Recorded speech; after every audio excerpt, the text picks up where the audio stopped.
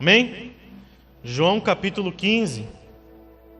Amém, irmãos? Continuando então a nossa mensagem, nós estamos falando a respeito de segurança de salvação. Amém? Abordando a salvação por esse prisma, né? Que é o fato de que você pode viver uma vida constante no Senhor, irmãos, e com convicção de que Ele te salvou e que Ele vai preservar a sua fé até o fim. Amém? Isso é importantíssimo para a sua caminhada, irmãos, porque viver atemorizado não é bom. Amém? Viver atemorizado e viver engessado por conta do medo, né, de perder a salvação não é algo bom de se ter para a caminhada. Isso pode te atrapalhar em alguns instantes. O fato é que a Bíblia, irmãos, nos mostra que nós podemos medir esta fé. Nós podemos medir essa salvação que recebemos, medir no sentido de olhar para a nossa vida, fazer o nosso diagnóstico, né, como nós fizemos aqui sempre na Santa Ceia, o autoexame que a Bíblia nos convida a fazer, a fim de que a gente encontre, irmãos, com as ferramentas que o Senhor nos deu, a capacidade de entender como está a nossa fé, de medi-la como se nós tivéssemos um termômetro nas mãos, né, para verificar aquilo que está bom ou não está, né? Então, você alia esta preocupação, irmãos, de certa forma, entre aspas, né, uma preocupação saudável, ao fato que as Escrituras te dão, sim, irmãos, uma forma, uma ferramenta de você medir essa salvação, e de você continuar convicto de que aquilo que você recebeu de Deus, irmãos, Ele não vai revogar. Afinal de contas, Deus é fiel. Amém? Nós também... Eu tenho falado muito disso aqui nos últimos... Não dá para recapitular tudo, né, irmãos? Mas nós temos a consciência de que a salvação, irmãos, ela não depende de nós, porque ela vem de Deus. Amém? Ela vem do Senhor como uma dádiva, como um presente, como algo que Ele nos entrega pela sua bondade, pelo seu amor. Ele nos escolhe, Ele nos chama, nós atendemos o seu chamado. Mas a salvação é garantia de Deus, é um selo que Deus nos dá, o seu Espírito, né, o seu Filho. E ela não está baseada nos nossos méritos. E isso é maravilhoso, irmãos, porque se a salvação, a confirmação dela lá no fim, dependesse da nossa capacidade, irmãos, de reter com a força dos braços, daí sim ficaria difícil. Mas não, nós estamos vivendo e precisamos viver uma vida firmada na graça de Deus. É isso que nos dá convicção. Amém? De que o que o Senhor Jesus fez por nós, Ele fez de uma vez por todas e não está sendo sacrificado todos os dias. Ele foi sacrificado uma vez só, e a partir do momento que você recebe a salvação, você pode ter essa convicção. Amém? Então a ideia é te levar de uma preocupação sadia à segurança, mas também de te alertar, né, quanto ao seu viver e à sua jornada, se por acaso você não está tendo preocupação nenhuma. Amém? Amém, irmãos? O intuito aqui também é te levar a esta consciência. Será que eu realmente estou me importando? Será que realmente há um comprometimento da minha parte? Será que realmente há em mim uma preocupação sadia quanto à salvação, ou estou vivendo de forma indiferente? E para mim tanto faz, né? Então, você pode abordar por este prisma também. Faça o seu diagnóstico aqui nessa noite. O que eu quero tratar hoje com você, irmãos, é a respeito de permanecer, então, na fé. Amém? De permanecer. Repita comigo, permanecer. Amém. Leia comigo, então, João capítulo 15, verso 7. Diz assim, irmãos, Senhor Jesus falando, né? Verso 7. Mas se vocês permanecerem em mim, e as minhas palavras permanecerem em vocês, pedirão o que quiserem, e isso lhes será concedido. Quando vocês produzem muitos frutos, trazem grande glória ao meu Pai e demonstram que são meus verdadeiros discípulos. Amém? Sabe, irmãos, é necessário perseverança também, quando diz respeito à salvação, né? Porque, querendo ou não, você lida com a espera.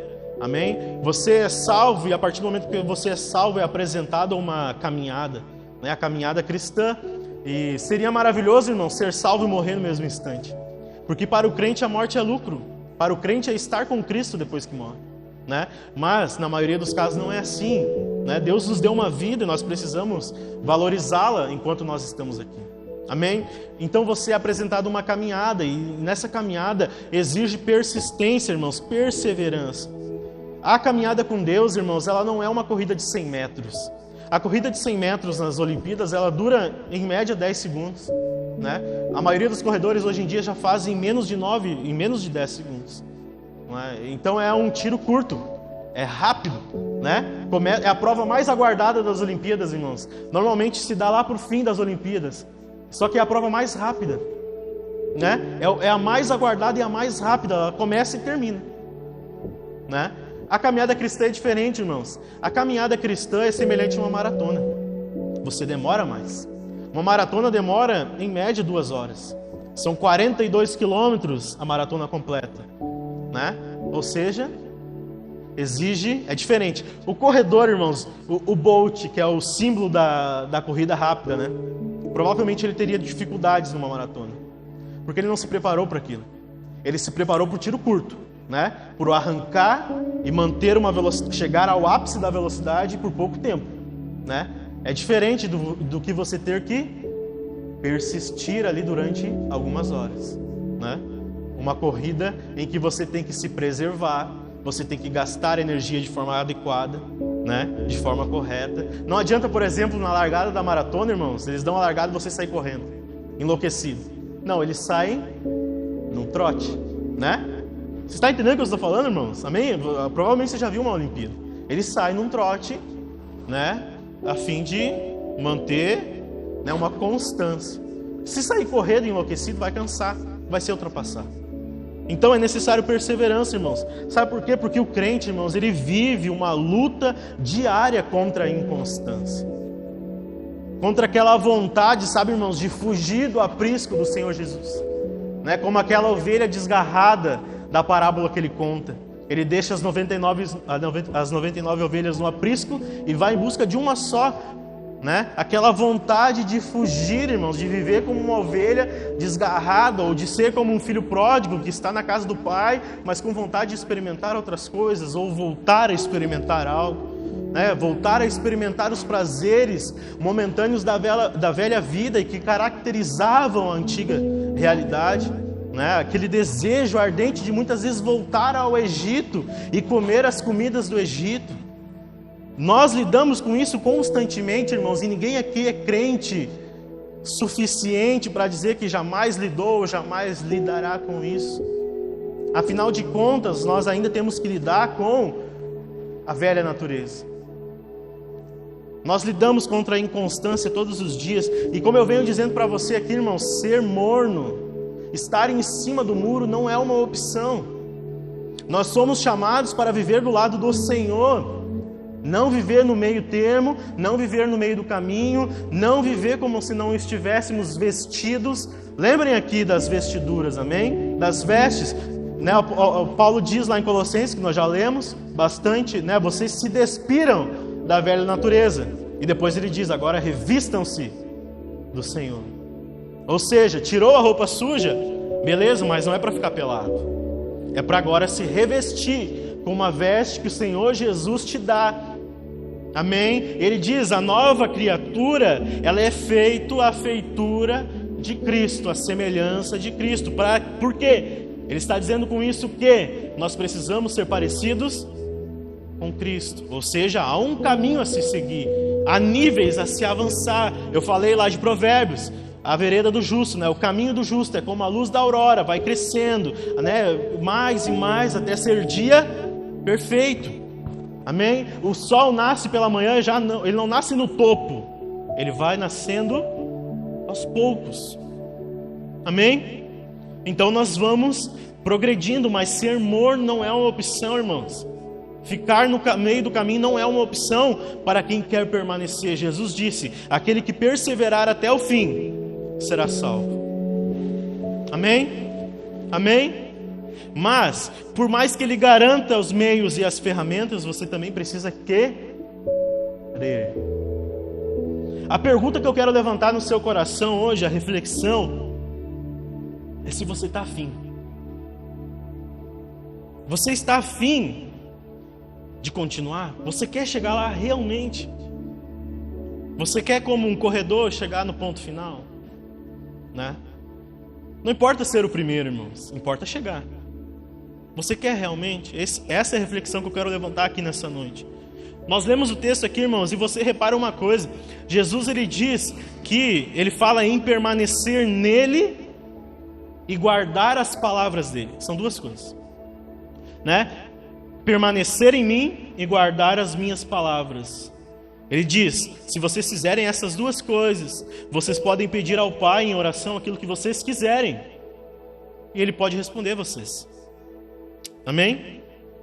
Segundo a vontade de Deus, Ele vai responder. Mas você percebe uma coisa, irmãos. O segundo permanecer, em que Ele diz, se vocês permanecerem em mim e as minhas palavras em vocês, né, pedirão o que quiserem, isso lhes será concedido. O segundo permanecer ali, irmãos, ele traz Jesus coloca uma condição. O segundo permanecer tem uma condicional, né? Ele espera em envolvimento. Amém? Beleza, você chega até mim. Você chega até mim. Amém? Você chega perto. Mas você também precisa guardar aquilo que eu te digo.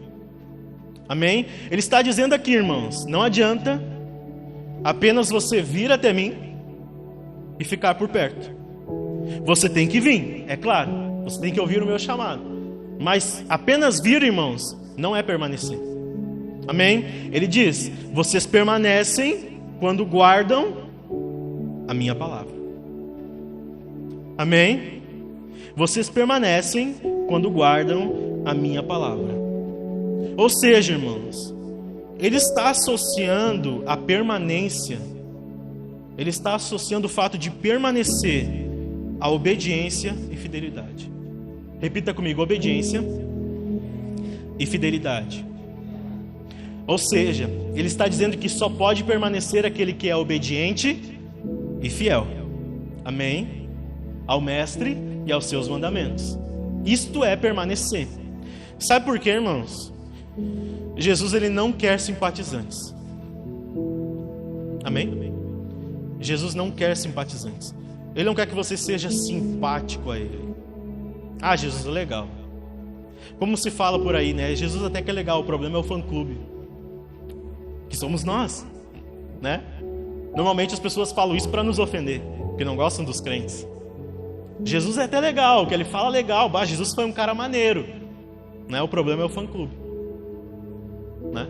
Muitas vezes o fã-clube é um problema, sim, né? Mas enfim, isso é outro assunto.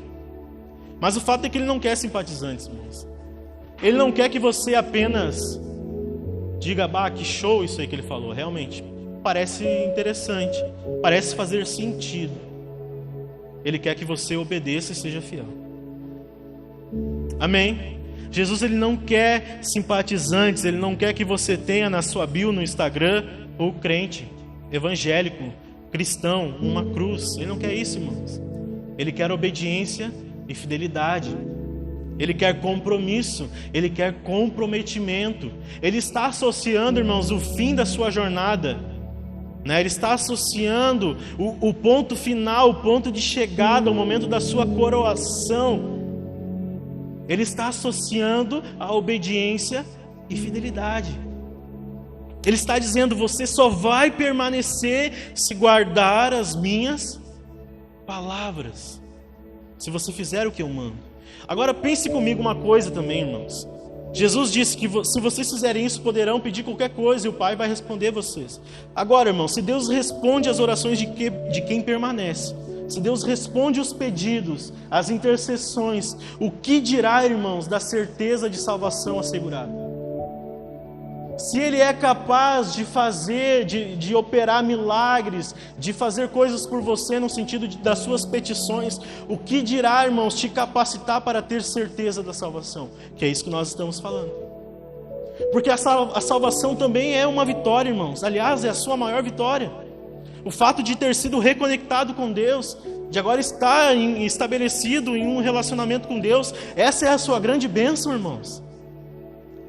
Agora, se Deus, o Pai, responde orações constantes do seu Filho, o que dirá de nos dar capacidade de ter plena convicção de salvação? Sendo que isso é algo também importante para nós, irmãos. Não adiantaria de nada aqui, irmãos, nós fazemos pedidos ao Senhor e Ele nos responder, mas viver uma vida de dúvida. Viver uma vida inconstante não seria suficiente. Afinal de contas, o que Deus nos oferece de principal, irmãos, é uma vida que transcende as coisas deste mundo. É uma vida além daquilo que é material, além da nossa realidade momentânea, irmãos. Não adiantaria de nada ter um Deus aqui que responde orações como se fosse um gênio da lâmpada, que fizesse desejos, realizasse sonhos, e viver uma vida inconstante, sem certeza de salvação, que é o que realmente importa. Como Jesus disse, do que vale ganhar o mundo inteiro e perder a sua alma? Não vale nada. Você está entendendo isso, irmãos? Tanto que no verso 8 ali que nós lemos, ele diz algo muito importante, irmãos. Leia de novo comigo. Quando vocês produzem muitos frutos, trazem grande, repita comigo, grande, glória ao meu Pai e demonstram que são meus discípulos de verdade. Amém? Ele deixa muito claro isso aqui no verso 8. Se vocês permanecerem em mim, andando de acordo com a minha vontade, vocês glorificam o Pai que está no céu. Ao fazerem isso, vocês estão provando que são verdadeiros discípulos. Amém? Repare, irmãos, verdadeiros discípulos. Porque aparentemente, para Jesus, tem pessoas que parecem discípulos, mas não são. Então ele usa aqui um adjetivo: verdade. Vocês provam que são verdadeiros. Amém? Quando vocês guardam a minha palavra, vocês glorificam o Pai. Assim vocês mostram que são verdadeiros discípulos. Repare, irmãos, ele não falaria isso a um descrente. Ele não falaria isso a um ímpio. Mas também não falaria isso, irmãos, com relação aos verdadeiros discípulos. Ele não falaria isso a alguém que está brincando com a sua salvação. Ele não falaria isso, irmãos, com alguém que está nem aí para com o fim da chegada, né? A chegada nos portais da glória. Ele não falaria isso para alguém que está tanto faz como tanto fez, se sou salvo ou não, né? Mas aqui dentro de mim há uma confiança de que lá no fim Deus vai ter misericórdia de mim. Ele não falaria isso, irmãos. Sabe por quê? Teoricamente, irmãos, alguém que está brincando com a salvação jamais buscaria ter certeza dela. Vou repetir. Alguém que está brincando com a sua salvação jamais buscaria certeza dela. Porque na verdade, e aqui que é o complicado, não é salvo. Alguém que está fazendo pouco caso da salvação, na verdade nunca entendeu a salvação. Alguém que está sem comprometimento para aquilo que Deus lhe entregou como um benefício irrevogável, mas também eterno e imensurável, não entendeu o tesouro que recebeu. Quem faz pouco caso da salvação está dizendo: este presente é inútil, eu não preciso disso. Ou está dizendo: eu poderia conseguir com as minhas mãos se eu quisesse. Ou está dizendo: eu poderia comprar se quisesse.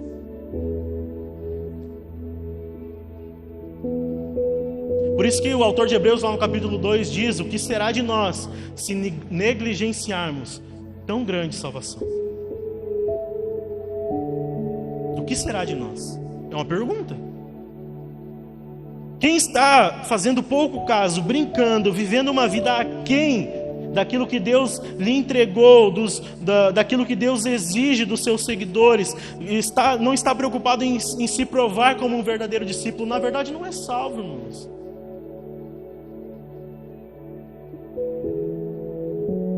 Como eu disse, eu quero te levar aqui nessa noite a uma preocupação sadia.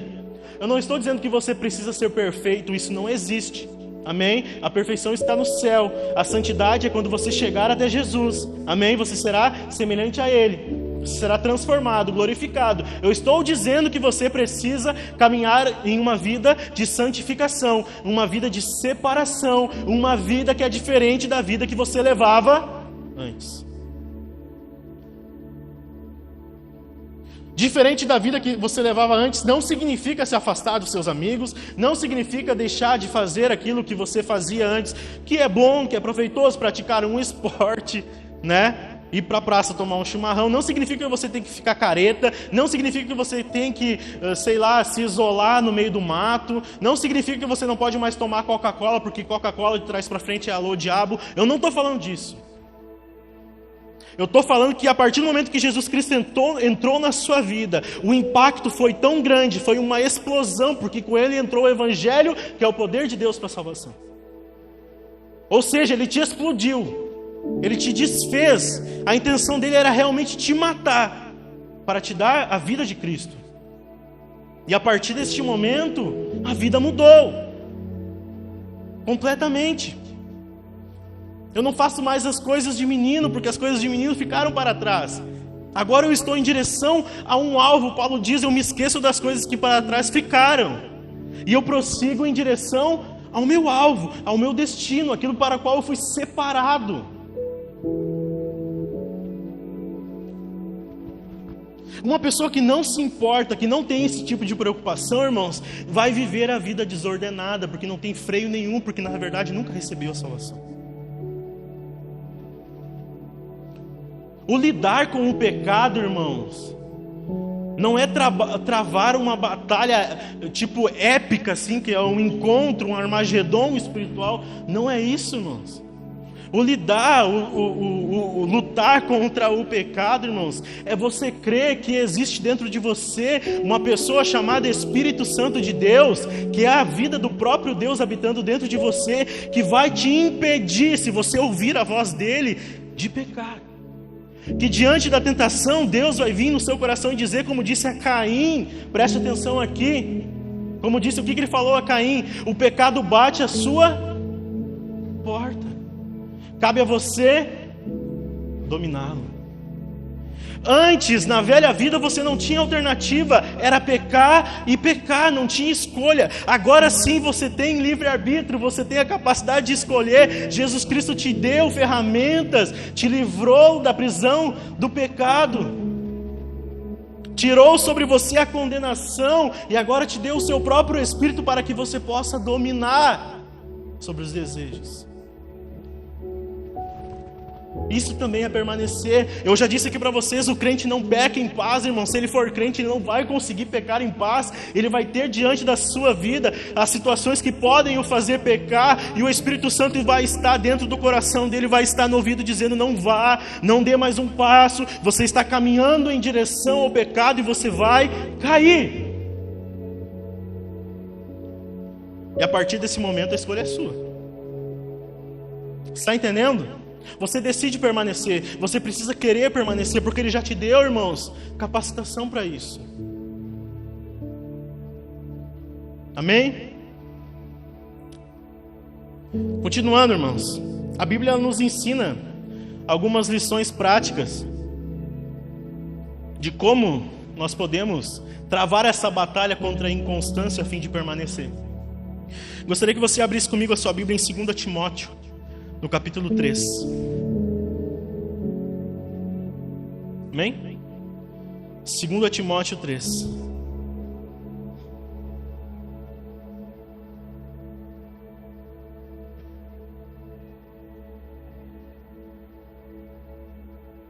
Amém? 2 Timóteo 3. Depois de Colossenses, Tessalonicenses, depois de Filipenses, 1 e 2 Timóteo. Amém?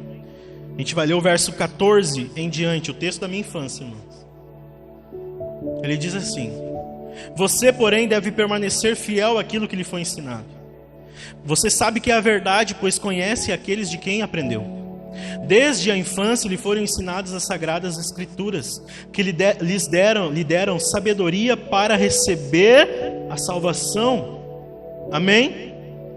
Para receber a salvação que vem pela fé em Cristo Jesus.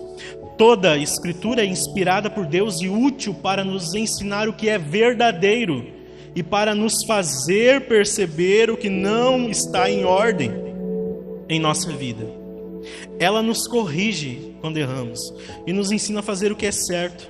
Deus a usa para preparar e capacitar o seu povo para toda boa obra. Amém? Algumas lições práticas, irmãos. Primeira, é a palavra de Deus.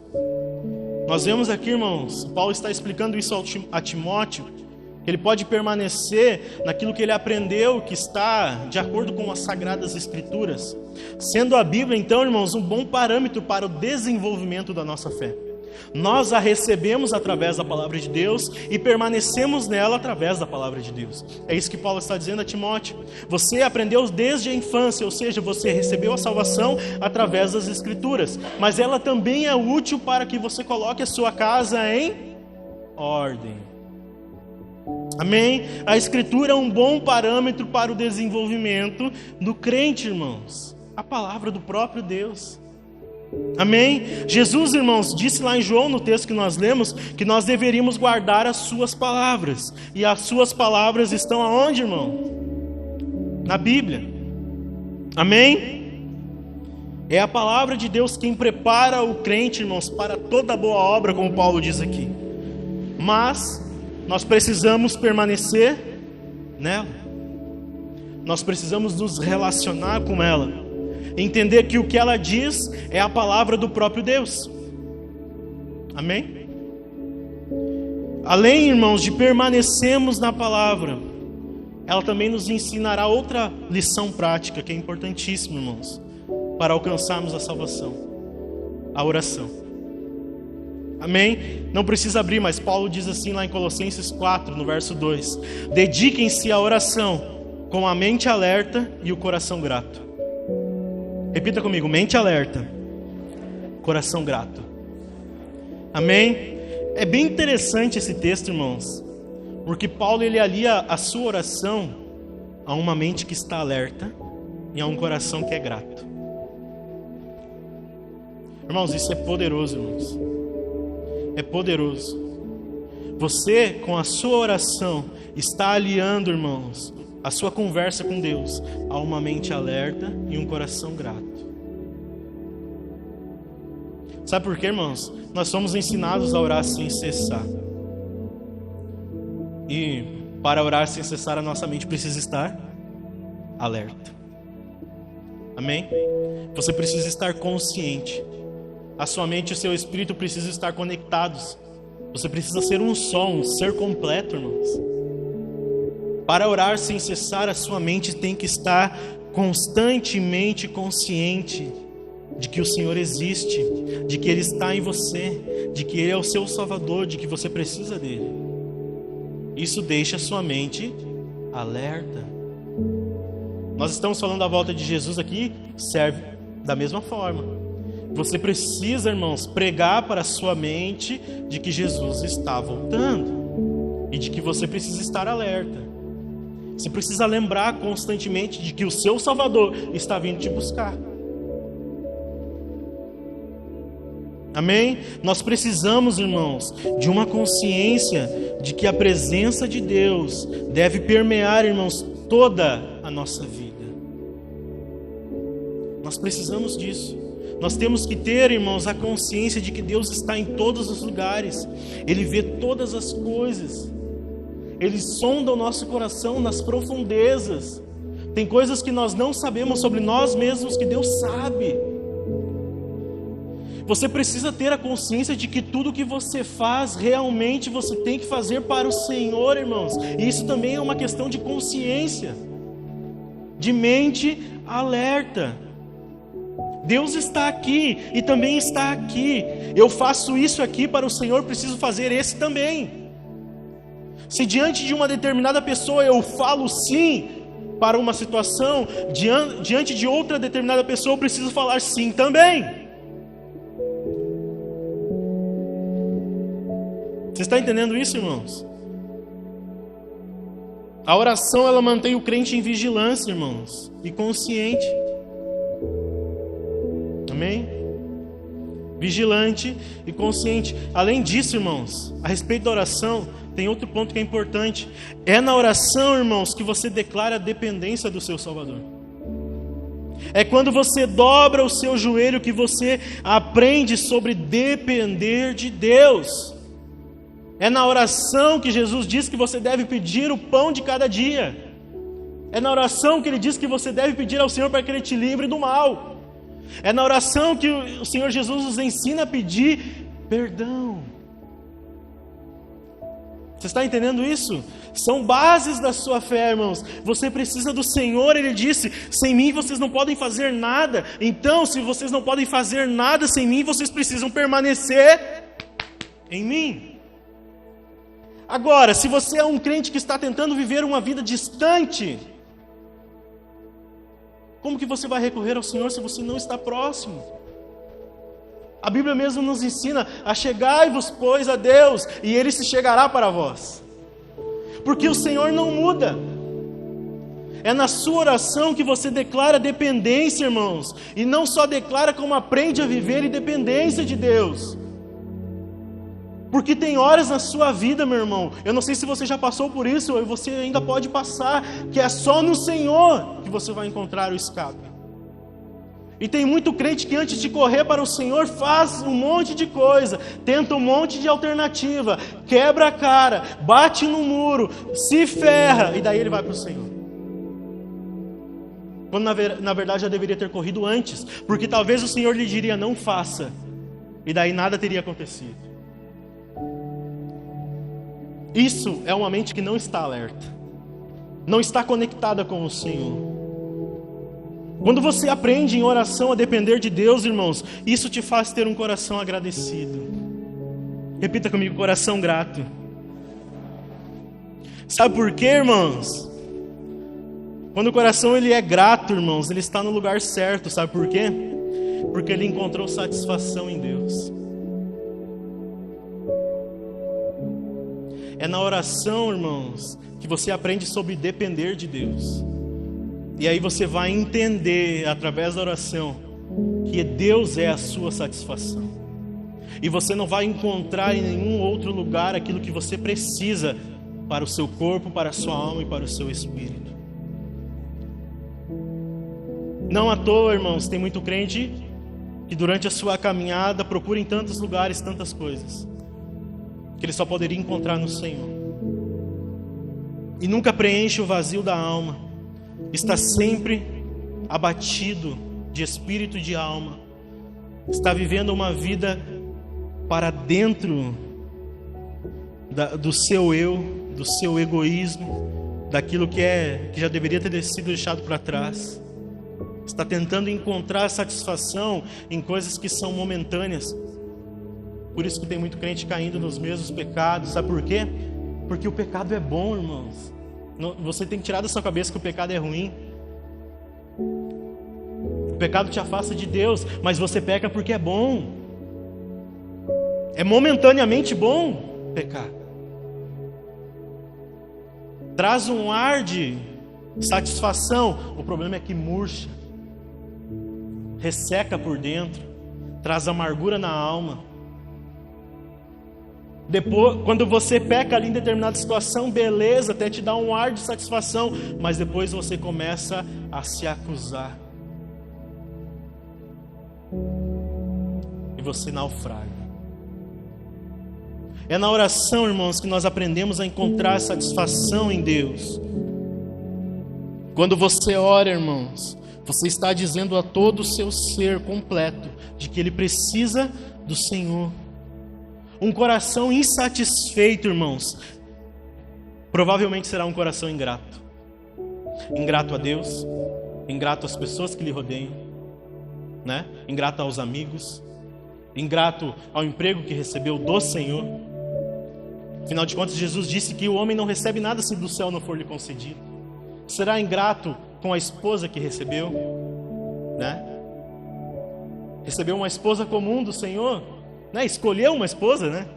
Você escolhe, né? Mas depois fica o coração insatisfeito, irmãos. Não encontrou satisfação em Deus, ele vai ser ingrato. Ele vai olhar a sua esposa, vai comparar com as outras. Lembrando que o casamento, irmãos, e o nosso relacionamento com Cristo são relacionados, né? A insatisfação com o casamento, com a esposa ou o esposo que o Senhor te deu, é um reflexo da sua vida com Deus. A insatisfação para com os filhos que o Senhor te deu, para com a casa que Ele te deu, para com o alimento que Ele tem te dado, é um reflexo da sua vida com Deus. Então, se você está vivendo em ingratidão, eu te digo uma coisa: você tem um coração insatisfeito, porque você ainda não se encontrou verdadeiramente com o Senhor. Ele ainda não é o teu pastor, porque ainda coisas te faltam. A partir do momento em que o Senhor Jesus for o teu pastor, nada faltará. Por quê? Porque Ele é tudo. Cristo é tudo em todos. Amém? Então, irmãos, o coração ingrato, ele será facilmente agitado pelas ondas do mar da cobiça, né? Porque ele está sempre buscando em outros lugares, em outras pessoas, em bens, em coisas momentâneas, aquilo que ele deveria encontrar somente no Senhor Deus. O apóstolo Pedro nos ensina, irmãos, na sua primeira carta, no capítulo 4, não precisa abrir. Ele diz assim: o fim de todas as coisas está próximo. Portanto, sejam sensatos e disciplinados em suas orações. Para permanecer na fé, irmãos, é necessário que você encare a palavra de Deus e a oração com disciplina. Como alguém que é sensato e não insensato como as 5 virgens que não tinham azeite. Lembra? Elas não tinham capacidade de ir até o fim, de permanecer. Elas não tinham combustível. Está entendendo, irmãos? Então, com relação à palavra de Deus e à oração, você precisa ter disciplina, você precisa criar hábito, você precisa ter rotina. Se você associa a sua oração, irmãos, à sua vontade de orar, né? Se você diz assim: Senhor, hoje eu não vou orar porque eu não quero, não estou afim. O sol nasceu meio para a esquerda, o dia está nublado, está frio, está quente. Senhor, eu não vou orar, eu não vou ler a Bíblia. Se você, irmãos, associa a sua vida com Deus ao sentimento, você terá uma vida instável. Não tem como alguém permanecer em Cristo, que é uma rocha firme, vivendo em tamanha instabilidade, refém das emoções, refém dos sentimentos. Não ora porque não está afim, não ora porque está com preguiça, não lê porque não gosta de ler, não lê porque está com preguiça, não lê porque está frio, não ora porque está frio, e enfim, leva a vida no sentimento, acordou de mau humor, não fala com Deus, né?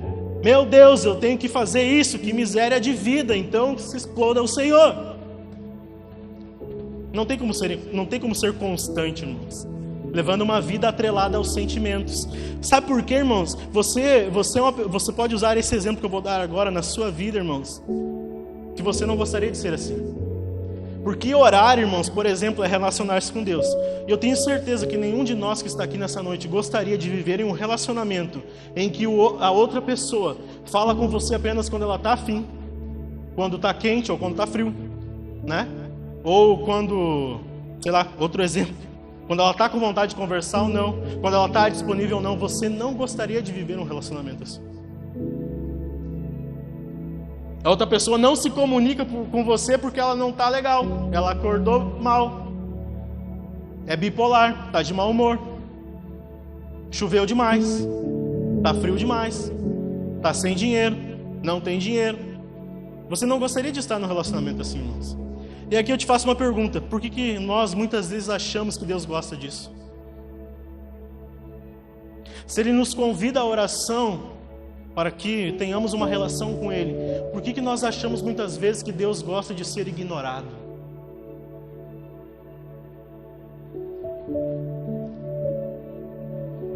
Deus não gosta disso, irmãos.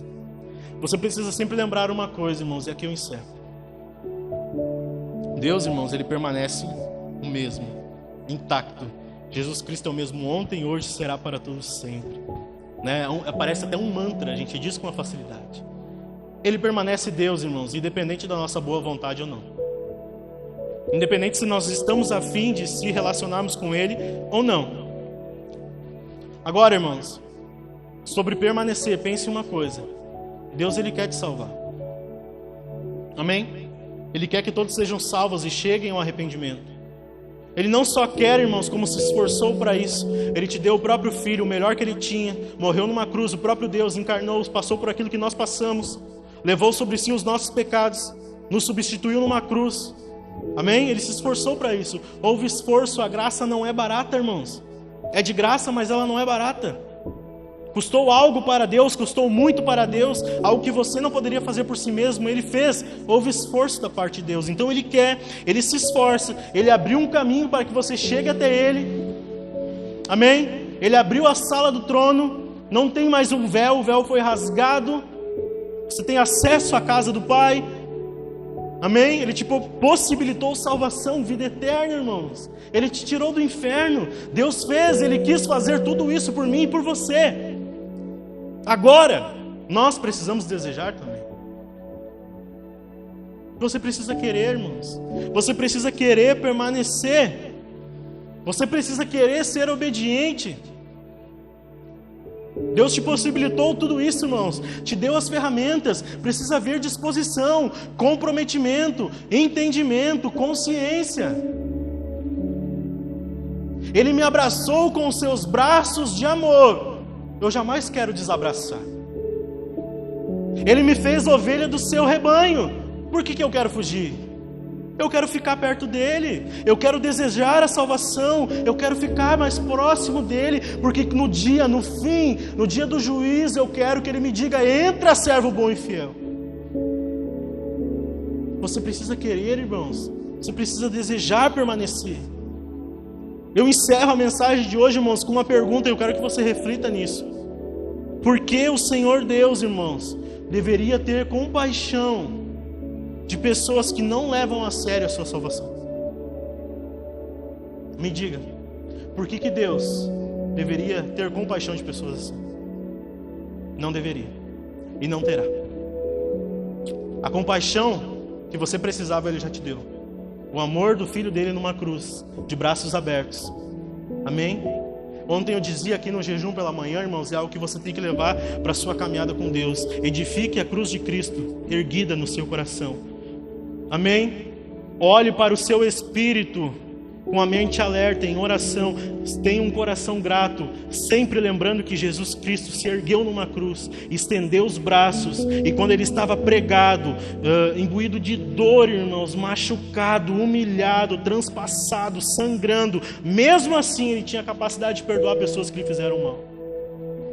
É isso que você precisa erguer no seu coração. A cruz de Cristo, irmãos. Ele morreu por mim e por você lá, mas Ele não está mais lá. Ele ressuscitou.